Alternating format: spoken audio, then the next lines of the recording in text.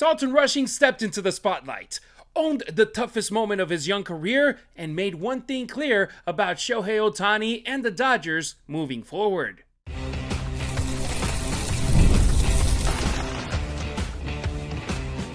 You are Locked On Dodgers, your daily Los Angeles Dodgers podcast. Part of the Locked On Podcast Network, your team every day.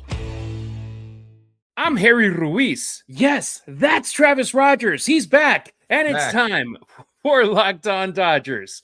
On today's show, with Teoscar Hernández back from the IL, Ryan Ward heads back to OKC. At this point, is it simply time for the Dodgers to give him a chance to play more in the big leagues with another team?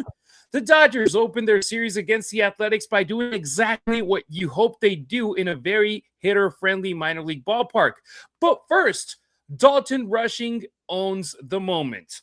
One of the things that I've always appreciated about professional athletes is when they don't run away from uncomfortable moments, because anybody can answer questions after hitting 2 home runs or after throwing 7 scoreless innings, but it's a lot harder to sit down days after one of the toughest nights of your career, knowing that everyone watched it unfold and willingly take responsibility. And that's what Dalton Rushing did with Jack Harris from the California Post, who published an outstanding piece that I think every Dodgers fan should go read, because it gives you a much better understanding of where Rushing's head is after everything that happened with Shohei Ohtani last Wednesday. And Travis, what stood out to me wasn't necessarily the baseball side of it, but maturity in an interview right here, because instead of defending himself, instead of saying that there were communication issues or pointing out that Ohtani was frustrated too, instead of trying to spread the blame around, Rushing basically said, "This is on me. I'm going to learn from it." And that's everything I've been asking for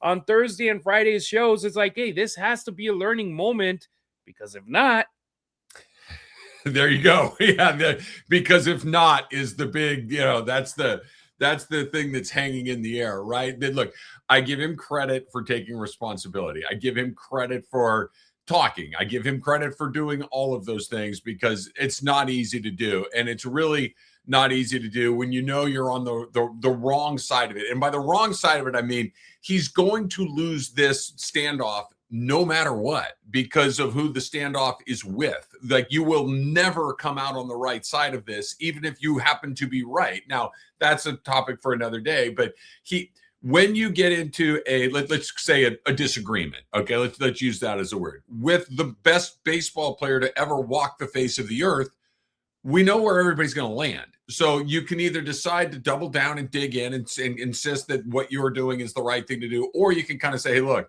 do I want to stay here? Do I want to continue to play? Do I want to continue to compete for World Series? Because if I do, I need to find a way to get along and go along. And I think that's what's happening here. I like that Rushing plays with emotion. I think that the Dodgers need a little bit of that. The Dodgers have so many guys that are really buttoned up, that are very, steady as she goes, Freddie Freeman, Mookie Betts, all those sorts of guys, that they don't get a bunch of guys that are constantly emotional. Dalton Rushing is constantly emotional, so that he has moments that are emotional, and that's fine. It stands out a little bit more than it might somewhere else. But I do like that he does seem to be maturing. I think that getting to play every day is probably really good for him to learn the kind of the ups and downs of what goes on in Major League Baseball. But if you're going to have a moment with Shohei Ohtani, you're going to lose.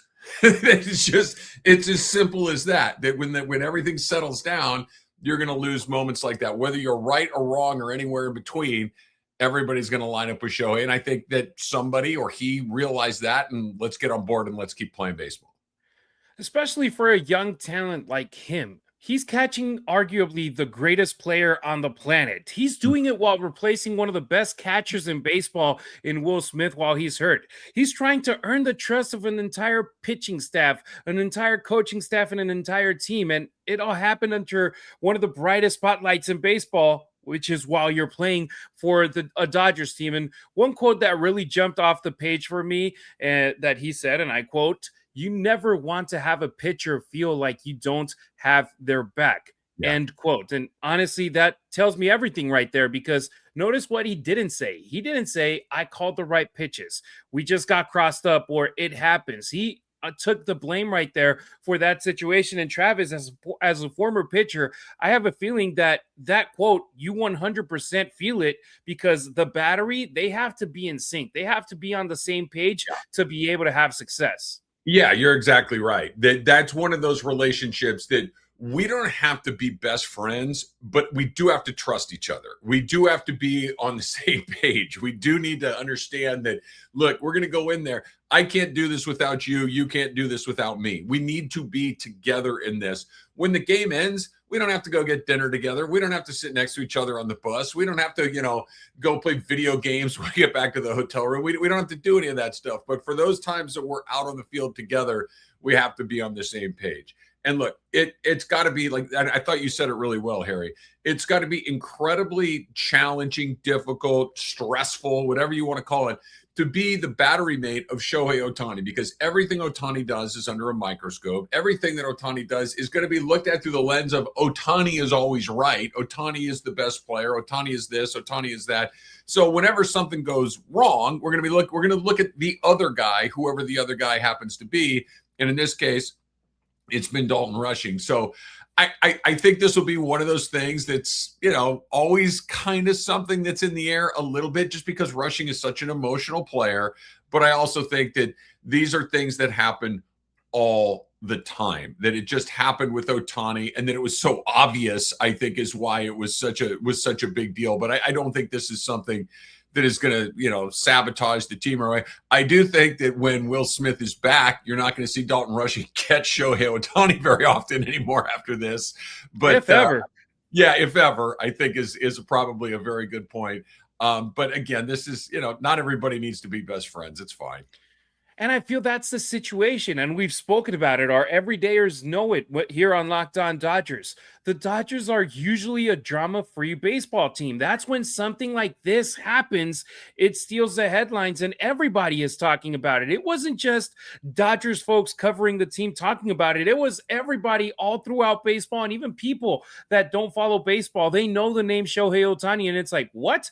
Who did what to Shohei? And then they go and watch the video and it's like, oh, that's not cool. And like 90% of the comments in our comment section on last Thursday's show that just blew up, they were in favor of Ohtani against Rushing. But there were also people defending Rushing. It's like, hey, it's not just his blame. Ohtani has some blame to do there too. But even in our industry, Travis, we've been in the sports media industry for over 2 decades. You're hitting 3 decades on your end with it.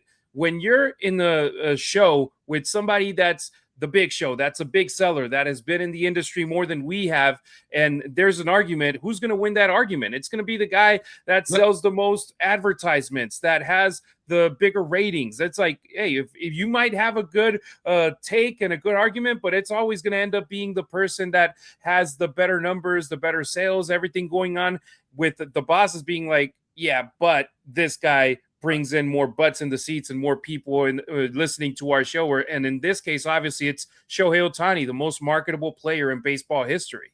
Yeah, look, like I said at the beginning, you're going to lose a face-off with this guy every time. You're going to lose. It doesn't matter if you're right or wrong. It doesn't matter. You could be 100% right. You're going to lose this one. And it really is as simple as this. I obviously I've been gone for a week or so, but watching this as unfold, I said to one of my sons, I'm like, okay, he needs to make a decision. Does he want to be on the Dodgers or not? That's what we're talking about. It's not who's right or who's wrong. It's like, does he want to stay here and continue to win World Series, or does he want to go somewhere else? Because if he doubles down, that's the other option. The other option isn't, okay, we'll just separate him. It's like, no. Like you just said really well, when there's special talent, there's special considerations. Shohei Ohtani is the ultimate example of a special talent. It's not about right or wrong. It's not about, I know that we'd like to think, well, the right. That's the special guy. He gets what he wants. He's right even when he's wrong. And Dalton Rushing, I think, understands that. And maybe someday, 5 years, 10 years down the line, Dalton Rushing will be on the high side of these things. It's just stuff changes. But nobody's on the high side of Shohei Ohtani ever, and this was one he was never going to win. And that's the deal, Travis. Dalton Rushing, he's a role player with the Dodgers. I'm pretty sure that he loves winning all these games. He loves having a ring a year into his major league career. He loves being in that clubhouse with all-stars, MVPs, Hall of Famers all around him. But is his goal being with the Dodgers the rest of his career while being the backup of Will Smith, or potentially getting an opportunity with another team? But the thing is, right now, this is where he's at. He has to be the guy. And Dave Roberts said it. He expects Rushing to catch Shohei Ohtani again. And obviously right now, without Will Smith, it's either Rushing or Chucky Robinson. And right here is like, why would you avoid it, right? If anything, put them right back together. And that's more than likely going to happen on Wednesday. Let them continue building the chemistry, because this pairing isn't about just one game. It's about the next 2, 3 weeks, 4 weeks until Will Smith is back. So you better have them on the same page. And then once Will Smith comes back, if it's before the trade deadline and you feel like, okay, we can't have this guy in the clubhouse, then you make a decision. But right now, this is what you have. Yeah, I think you're right. I think you will see them paired together until Smith is back, because, Rushing is the better player than Robinson right now. Rushing is the everyday catcher right now, and Ohtani obviously is going to be out there. But the second that Will Smith is back, I think the coupling of Ohtani and Rushing will be something you probably will never see again, or unless there's extreme circumstances where it has to happen. They are teammates. If they have to do it, they will find a way to do it. They're both professionals. It will happen. But yeah, I mean, it's not complicated. He did what he needed to do. He kind of owned it, and hopefully now that it's been talked about, it's in the rearview mirror, and he can just go back to being a baseball player until the next thing that comes up. And that's the other thing with Rushing. That's so he's in the middle of this a lot, whether it's with Ohtani or with another team or with himself. Himself. Yeah, he's a very emotional guy. I think 9 out of 10 times being an emotional guy is beneficial. I think there are times where it's a little self-sabotaging, but I'm a Dalton Rushing fan, but he just needs to know that that's a battle that you don't want and you're never going to win. No doubt about it. So once again, go check out that great article by Jack Harris from the California Post on Monday's edition. So check it out. And I want to ask you, after hearing Dalton Rushing take responsibility for everything that happened with Shohei Ohtani, do you have more confidence in him before Will Smith returns? Drop your take in the comments, or let us know on any of our social networks, or hit up the Locked On Dodgers listener line, 2793-LOCKED. We want to hear where you stand. Coming up on Locked On Dodgers, the Dodgers walked into a very hitter-friendly minor league ballpark on Monday night, and they understood the assignment. The biggest stage in world soccer is here, and every match feels like it has a potential for a memorable moment. If you've been watching, you know that's true. One goal can completely change the energy of a game, shift momentum, and alter the outcome in an instant. That's what makes tournament soccer so exciting, from the opening whistle to the final kick. And right now, FanDuel is giving fans another reason to stay locked into every match with every goal pays. Bet on a match and get bonus bets for every goal scored in that match. More goals means more bonus bets. All you have to do is turn on your token, right? Unbelievable U.S. match getting ready here in a couple of days. Canada shocked the world. Holland is out. Germany is out. You have no idea what's going on with one of these things. I mean, you'd be looking at some of these matchups where both teams are aggressive offensively, because those can open up really fast, more chances being created, more goals, and it just becomes amazing from beginning to end. And now you get the benefit of each goal scored. From the opening whistle to the final kick, let there be goals on FanDuel. Visit FanDuel.com to get started right now. Check out Pete Fox on our YouTube channel with the Locked On Dodgers postcast right after the final out for immediate reaction of every Dodgers game. The Dodgers light up Sacramento. Keep going mentality shows up again. If there's one thing that this LA offense has shown over the course of this season, is that once it starts rolling, they don't really care where the game is being played. And Sacramento was just the latest reminder. Sutter Health Park, the temporary home of the Athletics, is one of those places where the ball can absolutely carry if you catch it right. It's familiar to some of these Dodgers minor league players that have been called up because it's quirky, it's small in spots, and it's the kind of environment where a game can turn into a home run derby pretty quickly. And even Dave Roberts, he hinted at it before first pitch, basically saying, if you fall behind here, you better keep swinging. And the Dodgers took that idea and ran with it. They were down by 1 in the second inning, but then they had Max Muncy, Andy Pages, and Shohei Ohtani go yard, flipped this game sideways, and got the win over there. Travis, playing in a minor league park will always be weird for teams like the Dodgers, who are used to playing in front of 50,000 fans every night at Chavez Ravine. Yeah, it's weird. It's weird for 100 different reasons. You know what it kind of reminds me of, not necessarily because of the minor league component of it or the smaller, capacity or anything like that. It reminds me of Coors Field. It reminds me of Coors Field in the sense that the game is never really out of hand, whether you're on the high side or on the low side. Like, you're down by 5 or 6 runs. If you're behind by 6 runs at Dodger Stadium, you're probably going to lose. If you're ahead by 6 runs at Dodger Stadium, you're probably going to win. At Coors Field, it's basically a tie game. That's what it feels like in Sacramento too, which is just one of these, yeah, man, I don't know. Just keep hitting, just keep throwing, just keep playing, because you have no idea what's going to come. It does feel rinky-dink. It does feel, quite frankly, minor league, because it is, right? It is a minor league ballpark. And it does reinforce, to me at least, the idea of how special it is to go to Dodger Stadium, see Dodger Stadium, have Dodger Stadium as the home ballpark. And just, not only is it big and grand and majestic, but it feels like a big deal every single time. It could be a Tuesday night game against those Rockies that we're talking about. It still feels like a really big deal because it's in Dodger Stadium. This feels like I don't even know, like a glorified high school state championship game or some weird deal that it certainly doesn't feel like Major League Baseball, other than, okay, that's Freddie Freeman, that's Mookie Betts, that's Max Muncy, that's Major League players, but it doesn't have Major League energy when you watch it. That's for sure. I'll say this, though. The Dodgers fans that did show up, which were pretty much 90% of the fans in attendance, it's crazy. I mean, the Dodgers, it's a 9-game road trip. They played in Minnesota. They played in San Diego. Now they're playing in Sacramento. And both in San Diego and over here in Sacramento, they have taken absolutely over those ballparks. They were loud. They were proud. They were excited. They brought the energy over there at Sacktown. So shout out to them. That was cool.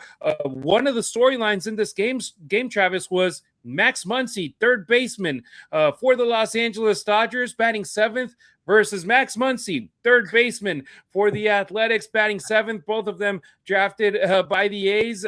You had the first AB for Max Muncy from the Athletics ends up hitting the third base and bouncing, ricocheting towards our Max Muncy, and our Max Muncy ends up getting a home run in this game to tie it in the 4th inning. That was something cool to watch, where it's crazy. Even they even share the same birthday. Not the same year, but the same birthday. It's nuts. It's the crazy part. Baseball is going to be a romantic sport that way every time. It is so weird. Like, there's just no, and they're not related. They're not, they just have the same name, the same position, same draft, same birthday. It is just a completely bizarre thing. Thank goodness the A's gave up on the first Max Muncy, because he has been not just a good Dodger, but a great Dodger. He's going to be one of those guys that, people of a certain era are going to remember for forever and ever. So that was kind of cool to get to see those guys on the field at the same time. You were talking about, the Dodger fans in the house last night. And I was in San Diego earlier this week when the Dodgers were in San Diego. And you're talking about how the Dodger fans take over in Minnesota. And if you turn on a Diamondbacks game or a Rockies game, it's Dodger fans. All, like, you get a hit and it's like, the crowd, you're like, is this a Dodger stadium? I saw more Dodger fans in San Diego this weekend than I saw Padre hats. Like, everywhere you go, there's a Dodger hat here, there's a Dodger hat there. We went to have dinner one night in one of the places, the game's on TV. Dodgers do something great. Place is going crazy. Like, it's just the Dodger fans take, even in a place in San Diego, has really good fans, and they turn out, they go for it. But Dodger fans are just going to overwhelm you wherever you go. Andy Pajes. He had a streak of 17 consecutive games without a home run. He was able to get it here. It's pretty much like last year where he cooled off after the All-Star break. Now it's been the last couple of weeks that he hasn't been as hot as the beginning of the season, but it was good to see him go yard in this game with a 2-run bomb to give the Dodgers the lead once again. But Shohei Ohtani, Travis, he now has 8 home runs in his last 19 games played, 8 home runs in his last 70 at-bats after having 10 home runs in his first 223 at-bats over the first 62 games of the season. This man is starting to catch his stride, and it's starting to be like, okay, earlier it was like, is the pitching Ohtani hurting the designated hitter Ohtani? And now we're getting to a point where it's like, ooh, baseball, you're in trouble if you're not a Dodgers fan and you're playing against Shohei Ohtani. Yeah, it's funny. It kind of like, but we'll start with Pajes and get to Ohtani in a second. Pajes, I think, is a perfect example of the struggle of even being a good major leaguer, how difficult it is. Like, you can have a good week, you can have a good month, you can have a good 8 weeks. Then you're going to dip, and then you're going to have to fight your way back to that level that is a good man. And that's the struggle, right? To kind of trying to find that middle ground between the highs and the lows of the valley.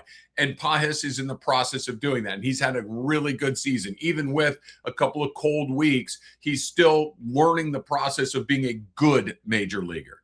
And then there's that other freaking guy, that guy that just, the valleys are so rare. It's like, hey, what's going on? It's like, nothing's going on. It's just baseball. And sometimes even the very best guys ever have a slow start, a bad week, maybe even a bad month. But when you're one of those guys, when you are an Ohtani, when you are a Freeman, when you are one of those, Mookie is heated up again. One of these, they don't stay down there very long. And once they come out of it, they tend to stay out of it for a very long time. And Shohei's talent will always win out. That's why, he could go a week without a home run. He can go 30 at-bats without a home run. You're like, don't worry, it's coming. And it almost always comes. The difference between an Ohtani, and Ohtani's a bad example because there are no Ohtanis, but an all-star, a perennial all-star, they live in the middle to the high. And most regular major leaguers, they have highs, they have middles, they have lows. And that's where Pajes is trying to figure it out.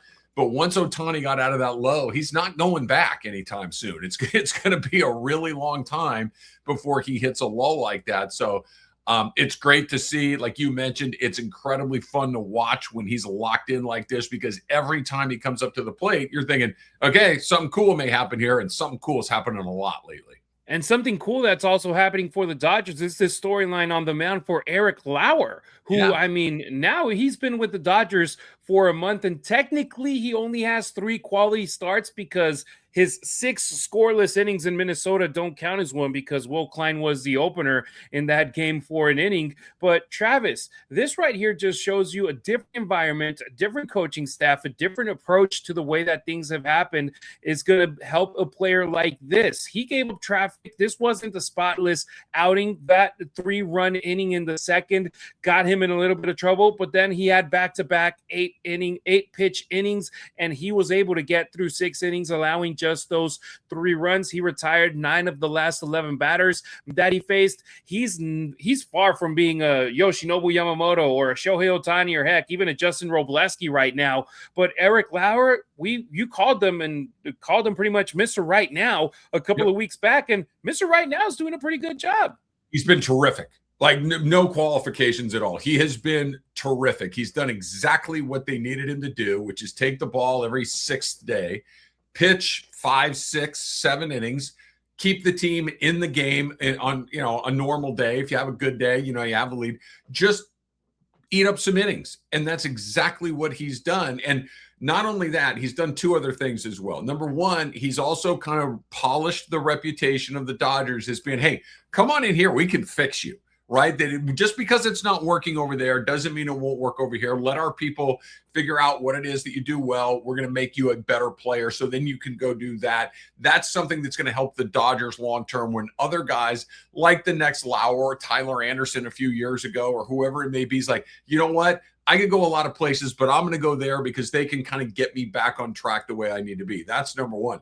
And number two, Eric Lauer's made himself a lot of money. he's going to get another deal. It's probably not going to be with the Dodgers, but it's going to be with somebody because they're going to see what he did with the Dodgers, and he's going to be able to sign a new deal. He's going to be able to go get another contract, go pitch on another major league team. Maybe he'll win a World Series with this Dodger team. Maybe he won't, but he's allowed himself to continue to be a major leaguer because once you're on your way out, it's very hard to stop it. And he did stop it, and he got back in, and the Dodgers get a lot of credit for it. He gets a lot of credit for it. And this is one of those perfect examples of this is a relationship, excuse me, that has been incredibly beneficial for both parties. He's been great for the Dodgers, and the Dodgers have been great for him. Another guy that you can put into the mix right there, Andrew Heaney. He was able to get a couple of big contracts as well out of coming out to the Dodgers. So this opens an opportunity not only to get a ring, to win a championship, to be in a culture like the Dodgers win, but to also benefit yourself with potential earnings in the future, even if they're not with the Dodgers. So to close out this segment, I want to ask you, after watching the Dodgers go off again in Sacramento, do you think that this offense is starting to hit another gear, or is this just a hot streak? Drop your answer in the comments or hit me on social at Harry Ruiz on X, at Harry_Ruiz on Instagram, or on TikTok at Harry Ruiz_. Travis, he's available at Travis Rodgers on X and IG. Next on Locked On Dodgers, when one player comes back from the IL, another one gets pushed out. And in this case, it was Ryan Ward heading back down again. Is it time to let him get a chance with another team?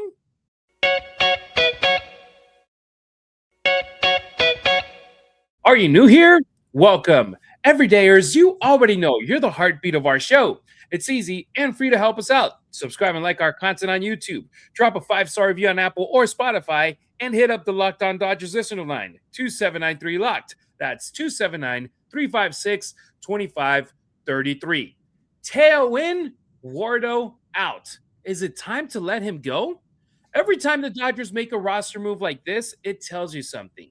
Sometimes it's about matchups. Sometimes it's about health. Sometimes it's just timing. And that's what happens with Teoscar Hernández, who is once again available after being a month out with a hamstring issue. He's back from the injured list. He returned to the team yesterday. And Ryan Ward, he was the odd man out. He gets optioned. And at some point, Travis, you get that hint of like, okay, it took me 7 years to get to the big leagues. I get here just because somebody is hurt. And despite being the Pacific Coast League MVP, besides hitting what felt like 1 million home runs and getting 1 million RBIs last season in AAA, you still keep waiting for an opportunity. And it seems like the only chance Wardo is getting right now is through injuries. We've seen this story before with other minor leaguers having their spots blocked because you have a Freddie Freeman at first base, or you have other players that Miguel Vargas, he was sent out to Chicago. He's being successful there right now. Michael Busch to the Cubs. He's being successful right now. Is this Ryan Ward situation a story that could have a similar ending? Because right now with the Dodgers, those outfield spots, for better or worse, they're covered. Right field, Teoscar Hernández, left field, and Andy Pages, center field. Yeah, it's a bit of a logjam in the outfield, to be sure. And there's more good players than there are places to put them right now. The Dodgers are I don't want to say it's a weird spot for them. For the organization, it's a really good spot. It's a tough spot for the players. The good spot for the Dodgers is we can just stash these guys in AAA, and when we need somebody, we can call him up, and you know that you're going to get a pretty good performance. You know that you have a major league quality bat available for you really at a moment's notice, that you can lose a player. And look, Teoscar Hernández is an all-star, right? He's a multiple-time all-star. He's an incredibly important part of what they do. And this is no disrespect to Teoscar Hernández at all. Did they miss him? Not even a little bit, right? I mean, they and again, no disrespect to Teo, but it's just like, okay, we can backfill with these other guys, and we'll wait for our all-star to come back. The all-star comes back last night, by the way, gets a couple of hits in the middle of it because this is what the Dodgers do. And it's just like, okay, send the next guy back out, and we'll just put those guys back on ice until we need them again. It's an incredible luxury for the Dodgers. Now, as the player, it's a weird deal. Like, who wouldn't want to be on the Dodgers? Who wouldn't want to get a chance to play at Dodger Stadium, to compete for World Series? Yeah, but if I got to play in Oklahoma City for the rest of my life, that's no good either. I want to go to the major leagues. I want to establish myself as a major leaguer. So it cuts a little bit both ways. But the Dodgers, they don't have to do anything. It may be one of those things that if they're a little, let's use catcher as an example, that maybe we need some catching help. We don't have a lot of catching depth in our minor league system, and we can trade some of these guys, Ryan Ward or whoever it may be, to get some catching depth, to give ourselves a little more optionality in those things. Maybe that will ultimately benefit a guy like Ward, but this is a business for the Dodgers. They're not here to make lifelong friends. They're here to win championships, and having good players available to you is a good way to do that.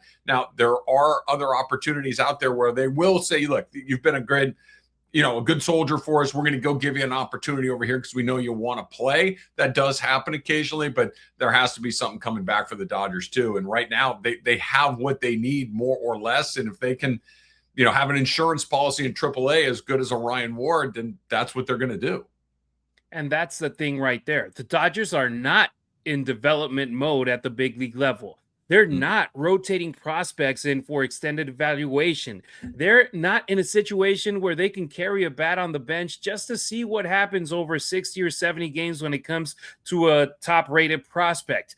Every roster spot in this team is tied to competing for a division, to going into a deep postseason run, and ultimately another championship window. We already had those times, Travis, in the 2010s, in the early 2020s, where it was prospect after prospect after prospect, be it a Corey Seager, be it a Cody Bellinger, a Walker Buehler, that you were just rotating these guys in there from your farm system to end up becoming stars, to end up becoming key pieces. But right now, it's about, okay, we already have a great team. Let's bring in Edwin Diaz. We already have a great team. Let's bring in Kyle Tucker. We already have great players. Let's keep on bringing great players, because we already had that formula of getting prospects up to the big league levels, having them be great big leaguers, but it wasn't giving this team championships. It was one championship in the first, when did Guggenheim purchase the Dodgers? 2013, 2014.